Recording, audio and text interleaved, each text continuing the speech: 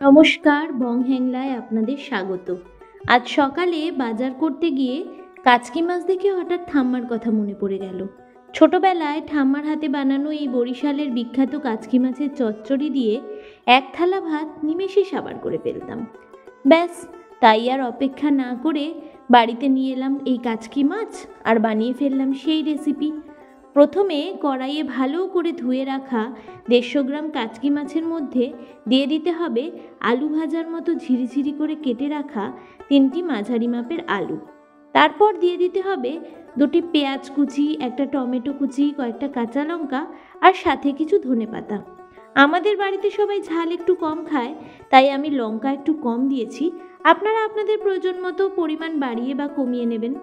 তারপর স্বাদমতো নুন, 1 টিস্পুন হলুদ, 1 টিস্পুন জিরে গুঁড়ো, হাফ টিস্পুন লঙ্কা গুঁড়ো আর কিছুটা কালো জিরে দিয়ে পরিমাণ মতো জল দিয়ে হাত মাখা করে হালকা আঁচে রান্না হতে দিতে হবে।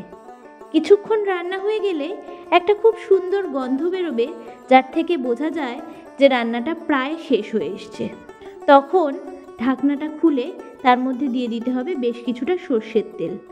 রান্না হয়ে গেলে নামিয়ে ওপর থেকে কিছুটা ধনেপাতা আর কাঁচা লঙ্কা ছড়িয়ে গরম গরম ভাতের সাথে পরিবেশন করাতেই জমে গেল আজ দুপুরের খাওয়া। ব্যাস, আজ এইটুকু।